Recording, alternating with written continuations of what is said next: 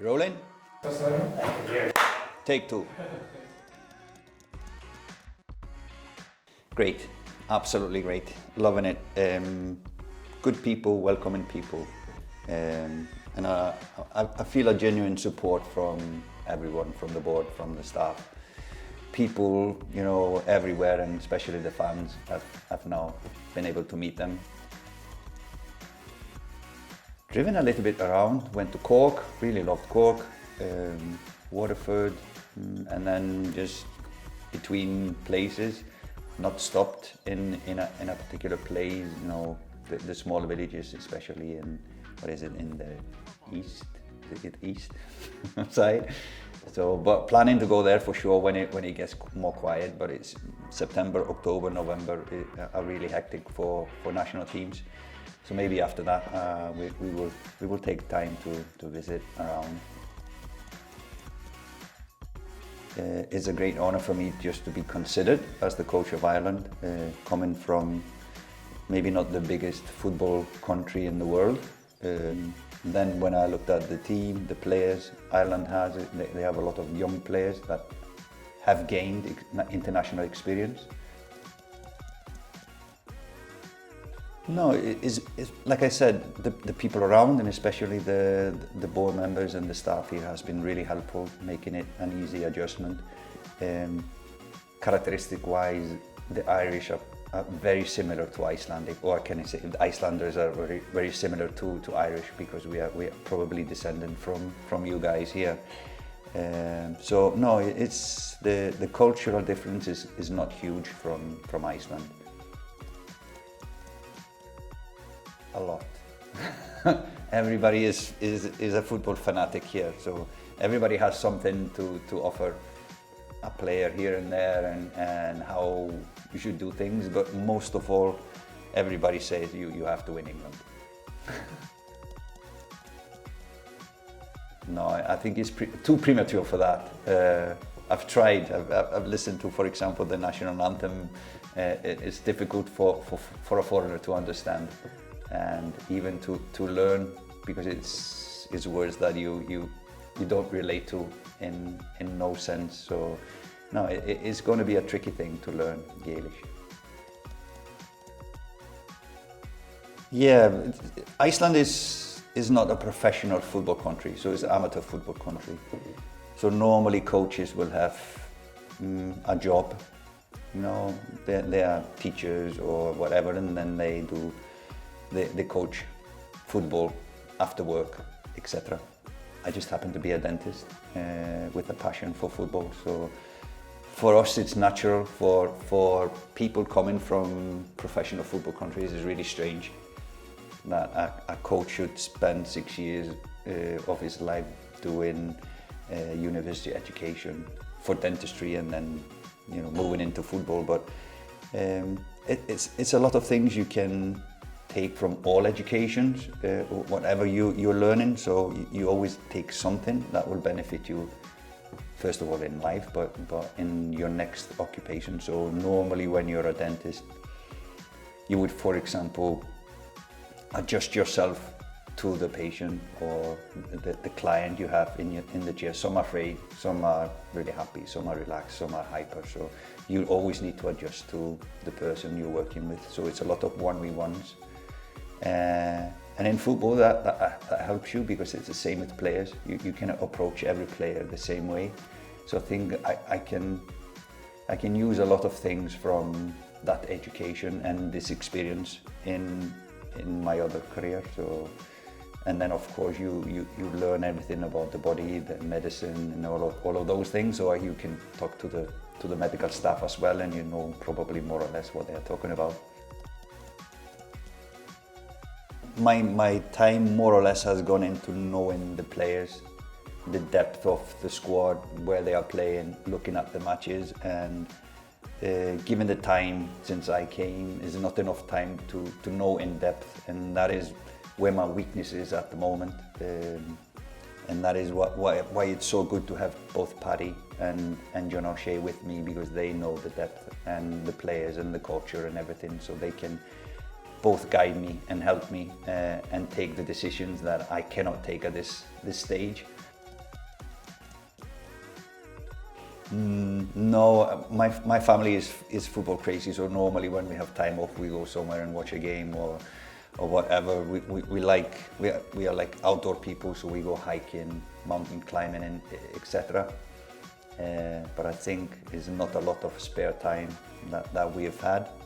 But we try to do our best when there is time. Normally around New Year's or Christmas time, we try to go together as a family.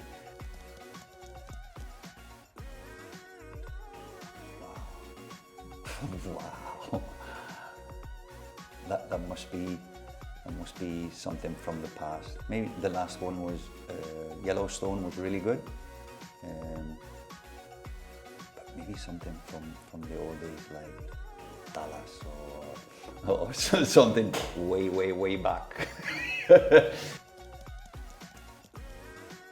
No question, no doubt. That's Gladiator.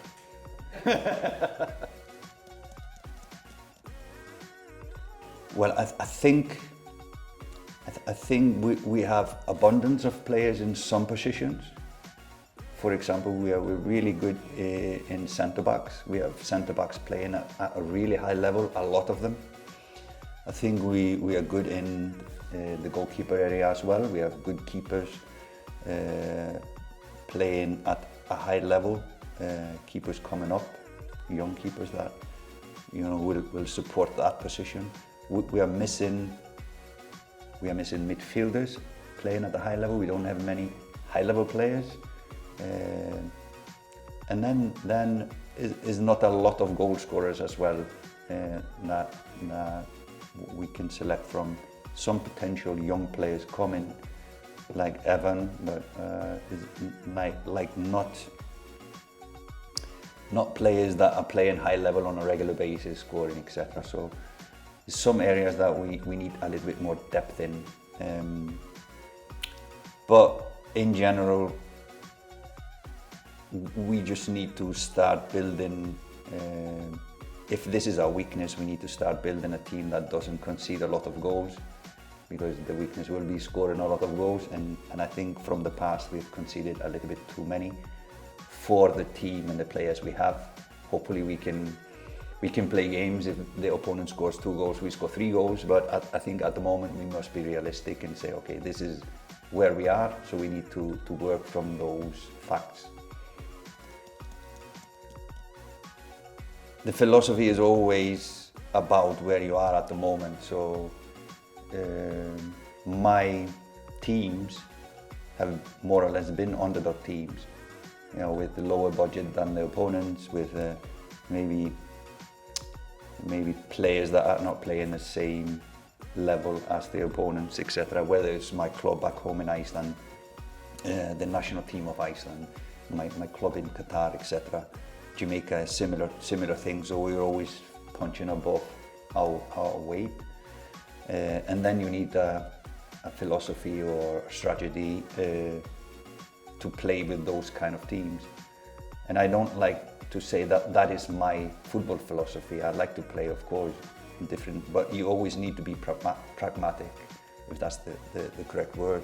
So you always need to see the big picture first before you build the philosophy for that project. And like I said, at the moment, I think we need to be realistic. Of course, we know how we would like to be in 2 years, 3 years, 4 years, but at the moment we are like this, so we need to build our strategy around who we are at this moment. No, match day is pretty simple for me as a coach. I like everything to be finished on match day, so I don't like to interfere much with the players or interact even with the players much on match day. So everything should be finished and prepared for me on match day. And this is something I learned from my mentor, Lars Lagerbäck. He said match day is the players' day. So they need to prepare the way they are used to doing week in, week out in their clubs. Some might want to do something like physical activity on match day, others don't. Some want to sleep, others don't. So that is kind of something I like to carry into the Irish national team. So You know, you are professional. We give you freedom to show responsibility. You prepare the best way you think for this match, and all other preparation is finished from our end on match day. So easy peasy for the coach. Yeah, just preparing in your mind for whatever is going to happen on the day. So, you know, what substitution you go through in your mind. What if this happens and this happens? You know, you try to plan this, because when the game starts, sometimes you get hyper, you get emotional, and maybe the logic goes somewhere a little bit lower in priority. So it's good to have something on paper or on the computer that what if this happens, this is already in your head. To react to the situation. So a plan B, a plan C, a plan D maybe is something you think on a match day.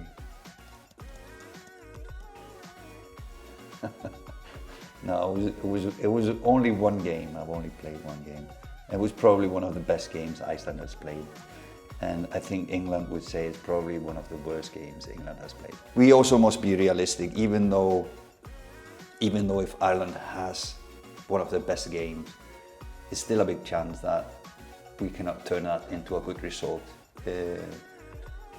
So it is not only dependent on what we do, it's the opponent as well. So, and we just must acknowledge that if we want something out of this game, we need to have the best game of our lives. And probably with the fans and a sellout on Aviva, that can actually happen. We can have a really good game. I think that is one of the things that I'm really looking forward to enjoy, to have that support behind my team, especially now when we play 2 games in Aviva. No, I think these fans, the Irish fans, are probably among the best in the world. And I don't want to change that. If we can do something special, I think time just needs to tell that. If we can do something special. I always have had a good relationship with the fan base, especially the fan clubs. And I would really like to do that. I know there's a little bit more season ticket holders and fans in Ireland than in Iceland. I don't think we can fill up one pub. I think we need a bigger arena for meeting the fans in the Irish national team. But normally I've had a good relationship with them, an open one. So I hope I can continue that. For the players, absolutely the players, and of course for the coaches or coaching staff as well. To be appreciated is always something that you want as a person in life, whatever if it's football or whatever. So appreciation is always a big part of your confidence on the pitch, and you know, as a person, if somebody really appreciates you, you're going to give back to him the same. And for the players, just confidence. Yeah, sometimes it's the details, it's the margins that will win the game or not, and just to encourage him to do whatever he can do, I think psychologically is really important. And yeah, we need to play, we always need to play to our best, and the fans can really do a big part in that to happen. I think we have good people doing that. You know, the under-21s is a strong team, good players playing at a high level. That's encouraging to know that these players are coming. And I think football in Ireland will develop fast in the upcoming years, given that now more connected to Europe, so there's more options to go play in different countries for these players. But I think it's important as well to grow the League of Ireland, play more younger players here. So obviously them not going at early age to England will improve the League of Ireland for sure. So hopefully we'll see more talented young players playing in the league, and there are some at this stage, even good players playing.